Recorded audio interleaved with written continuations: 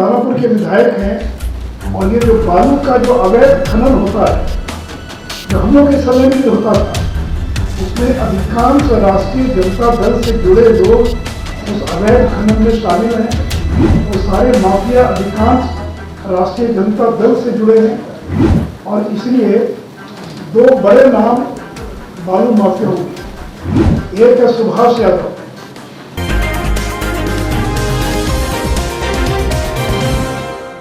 खान एवं भूतत्व विभाग के मंत्री हैं।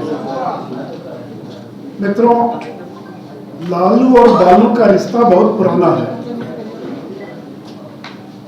क्योंकि कि सरकार किसी की हो, लेकिन लालू परिवार का बालू के व्यापार से जुड़े लोगों के साथ बालू के अवैध व्यापार, बालू माफियाओं से बहुत अंतरंग और घनिष्ठ संबंध रहा है। इसलिए मैंने कहा कि लालू और बालू का रिश्ता बहुत पुराना है और ये बालू माफिया थे जिन्होंने एक दिन में राबड़ी देवी के 8 फ्लैट को खरीदने का काम किया था।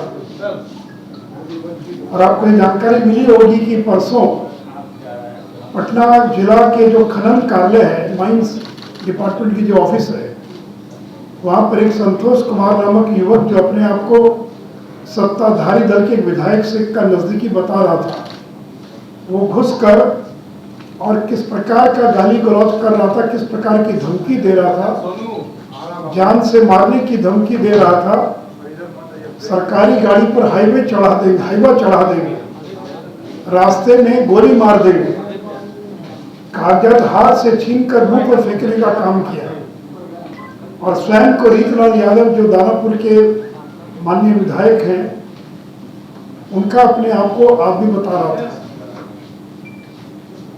मित्रों, डॉक्टर रामानंद यादव पर अनेक गंभीर आपराधिक मामले हैं। आप अगर चुनाव आयोग में जिन्होंने एफिडेविट फाइल किया है उस पर जाएंगे तो आप देखेंगे कि रंगदारी से जुड़ी धारा ऊपर है और रंगदारी में भी एक्सटॉर्शन, मौत का भय दिखाकर एक्सटॉर्शन, जिसमें 10 वर्ष की सजा का प्रावधान है। अवैध हथियार रखने का मामला उन पर लंबित है, से 5 से 10 वर्ष की सजा है। पुलिस से हथियार छीनना न्यूनतम 10 वर्ष की सजा है। 35 आर्म्स एक्ट, जिसमें 7 से 10 साल की सजा है। पुलिस से हथियार छीनना, हथियार छिपा कर रखना, चोरी का सामान रखना, ऐसे गंभीर आरोप उन पर लगे हुए हैं। पुलिस ने जो एफआईआर दर्ज किया है उसमें विभिन्न धाराओं के अंदर ये सारे मामले उन पर चल रहे हैं। इसलिए हमने ये मांग किया है कि नीतीश जी को अपने मंत्रिमंडल से इस प्रकार की छवि के लोगों को अविलंब बर्खास्त करना चाहिए। और चूंकि बालू विभाग का सीधा संबंध लालू परिवार से है, यहाँ कन्फ्लिक्ट ऑफ इंटरेस्ट है, हितों में टकराहट है, तो इसलिए जो बालू का विभाग है, यानी जो खान एवं भूतत्व विभाग है, वो राजद के कोटे से छीनकर कांग्रेस या जनता दल के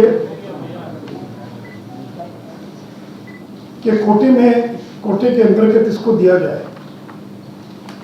मित्रों, डॉक्टर रामानंद यादव अपने आप को कहते हैं कि मैं बीएन कॉलेज में प्रोफेसर था, होंगे भी प्रोफेसर, लेकिन जो उन्होंने अपना एफिडेविट फाइल किया है उसमें बीएससी के बाद सीधे पीएचडी दिखाया है, यानी फॉल्स एफिडेविट फाइल करने का मामला है। अगर आपने पीएचडी किया तो आपने कहीं ना कहीं से एमएससी किया होगा, और एक जगह नहीं 2 जगह जो शैक्षणिक योग्यता का उल्लेख है उसमें लॉ किया उन्होंने, बीएससी किया उन्होंने, और सीधे बीएससी के बाद पीएचडी। तो मुझे पता नहीं हिंदुस्तान के किस विश्वविद्यालय में बीएससी के बाद सीधे पीएचडी होता है, जबकि ये आज का मुख्य मुद्दा नहीं है। लेकिन मैंने केवल एक उल्लेख कर दिया कि किस प्रकार के लोग हैं, इनको किसी का भी कोई डर नहीं है। और उसी का परिणाम है कि संतोष कुमार नामक एक व्यक्ति जिसका बालू का ट्रक ओवरलोडिंग में पकड़ा जाता है, उसकी इतनी हिम्मत हो गई यदि हम लोग के 15 साल के भी कार्यकाल में कोई हिम्मत नहीं कर पाया था कि कोई सरकारी दफ्तर में घुसकर सत्ता पक्ष का व्यक्ति और इस प्रकार की गाली गलौज करे, धमकी दे। और रीतलाल यादव, कौन है रीतलाल यादव? हमारे दानापुर की जो विधायक हैं आशा देवी, उनके पति सत्यनारायण जी की हत्या का आरोपी है। ट्रायल अंतिम समय में है। तो राष्ट्रीय जनता दल में किस प्रकार के लोग हैं, ये उसका एक उदाहरण है। मुझे पता है कि रीतलाल यादव का इनकार कर दे कि मेरे आदमी नहीं है, लेकिन दानापुर के विधायक हैं। और ये जो बालू का जो अवैध खनन होता है, जो हम लोग के समय में भी होता था, उसमें अधिकांश राष्ट्रीय जनता दल से जुड़े लोग उस अवैध खनन में शामिल हैं। वो सारे माफिया अधिकांश राष्ट्रीय जनता दल से जुड़े हैं। और इसलिए दो बड़े नाम बालू माफिया होंगे। एक है सुभाष यादव। ये जो सुभाष यादव हैं, इनकी 3 बड़ी कंपनी है बालू, जो बालू की माइनिंग करती है। Broadson construction private limited, Bansidhar construction private limited और मौर मुकुट लिमिटेड प्राइवेट लिमिटेड। और ये वही सुभाष यादव हैं जो पिछले लोकसभा चुनाव में राजद के टिकट पर चतरा से चुनाव लड़ने गए थे। और ये लालू परिवार के बहुत बड़े फाइनेंसर हैं और बालू का अवैध व्यापार करके इनकम टैक्स का कई बार उनका छापा पड़ चुका है। और इस सुभाष यादव ने स्वयं अपनी कंपनी और अपनी पत्नी के नाम से 13 जून 2017 को मां मरछिया देवी कॉम्प्लेक्स है, राबड़ी देवी की मां का नाम मां मरछिया देवी है, उनके नाम पर कॉमर्शियल कॉम्प्लेक्स है। उसमें एक दिन में सुभाष यादव ने 3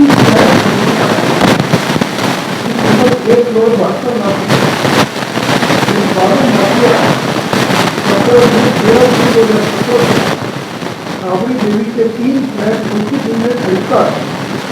और ये वही सुभाष यादव जिसके बारे में बताया कि आधी दर्जन से ज़्यादा कंपनियां और एक समय में 237 करोड़ रुपए का बालू का खनन पट्टा उसको मिला हुआ था। ये पटना, अरवल, ये भोजपुर, ये जितने महत्वपूर्ण जिले हैं बालू के, इनका खनन पट्टा उनको मिला हुआ। माफिया जिनका नाम है अरुण यादव, ये संदेश के पूर्व विधायक है और अभी इनकी पत्नी वहां से विधायक है। और अरुण यादव 1.5 साल तक फरार थे। लगभग 2 माह पूर्व सरेंडर किया इन्होंने। इन पर आरोप क्या है? एक नाबालिग लड़की से बलात्कार का आरोप है। इस मामले में 1.5 साल तक फरार थे। और जब आरा जेल में सरेंडर किए, यानी जब आरा में सरेंडर किए, तो जेल उनको नहीं जाना पड़ा, सीधे जेल से ये अस्पताल चले गए। पिछले 1.5-2 महीने से अस्पताल में है। वहीं पर इनका जनता दरबार लगता है और वहीं से बालू का चलान कटता है, वहीं से बैठकर बालू का अवैध व्यापार करते हैं। और इस अरुण यादव की कंपनी है किरण दुर्गा कंस्ट्रक्शन प्राइवेट लिमिटेड। और अपने बेटे और पत्नी के माध्यम से 2,56,00,000 का 5 फ्लैट उसी दिन खरीदा। यानी 13 जून 2017 को 3 फ्लैट खरीदा सुभाष यादव ने, राबड़ी देवी का 3 फ्लैट, और 5 फ्लैट खरीदा ये अरुण यादव ने। यानी कुल मिलाकर 4,28,00,000 रुपए का 8 फ्लैट एक ही दिन पटना के प्राइम लोकेशन में बालू माफियाओं के द्वारा खरीदा जाता है। और ये जमीन कौन सी है? रेलवे में नौकरी के बदले जो जमीन लिखवाया, उसी जमीन पर फ्लैट बना और उसी फ्लैट में 18 फ्लैट की मालकिन है राबड़ी देवी और 8 फ्लैट एक ही दिन में बालू माफियाओं को बेच दिया जाता है। तो मित्रों, अब तो अपनी सरकार है, यानी उनकी अपनी सरकार है। हम लोग की सरकार में भी बालू माफियाओं पर नीतीश जी बहुत अंकुश नहीं लगा पाए। अब तो अपनी सरकार है, यानी लालू जी की सरकार है और बालू माफिया उनको कौन रोक सकता है। और उसी का पहला उदाहरण था जो परसों घटना घटी है। और ये कन्फ्लिक्ट ऑफ इंटरेस्ट है, यानी आप अगर किसी चीज़ का व्यापार करते हैं तो सरकार की किसी कमेटी में आप शामिल नहीं हो सकते हैं जो उसी विषय को देखने वाली कमेटी है। जैसे पार्लियामेंट की कमिटीज हैं, अगर आप कोई मान लीजिए बालू का व्यापार करते हैं या कोई माइनिंग का काम करते हैं, तो माइनिंग से जुड़ी कंपनी लेकर किसी अन्य राजनीतिक दल या जो उनको समर्थन दे रहे हैं उनको ये विभाग सौंपा जाए। और जो जिला खनन कार्यालय में जाकर जो घटना घटी है वो सोशल मीडिया में और वाकई में बहुत प्रमुखता के साथ वो पूरा समाचार छपा, उस FIR की कॉपी मेरे पास है, मैं उसको पढ़ूंगा नहीं, आप में से अधिकांश को उसकी जानकारी होगी। लेकिन कोई सरकारी पदाधिकारी इतनी हिम्मत दिखाए कि सरकारी सत्ता पक्ष के किसी विधायक के खिलाफ FIR दर्ज कराए, ये उन अधिकारियों को मैं दाद देना चाहूँगा। लेकिन मुझे पता नहीं कार्रवाई होगी कि नहीं होगी, क्योंकि कार्तिकेय सिंह फरार है, सरकार ने फरार होने का मौका दिया और अभी भी पटना में अपने मॉल में ठाठ से बैठे रहते हैं, कोई पकड़ने वाला नहीं है। तो मुझे उम्मीद नहीं है कि ये भी जो खनन माफिया है ये पकड़ा जाए, और अगर पकड़ा भी गया तो इनका जो बॉस है जहाँ से ये कंट्रोल होते, चूंकि बड़े बड़े जो माफिया हैं इनके 50-60 इनके गुर्गे, उनको उन गुर्गों के माध्यम से इस सोन नदी के इलाके में छपरा, पटना, जो भोजपुर का इलाका है, उसका जो पूरा सोन का जो बेल्ट है, वहाँ पर अपने गुर्गों के माध्यम से ये बालू का अवैध व्यापार करते हैं।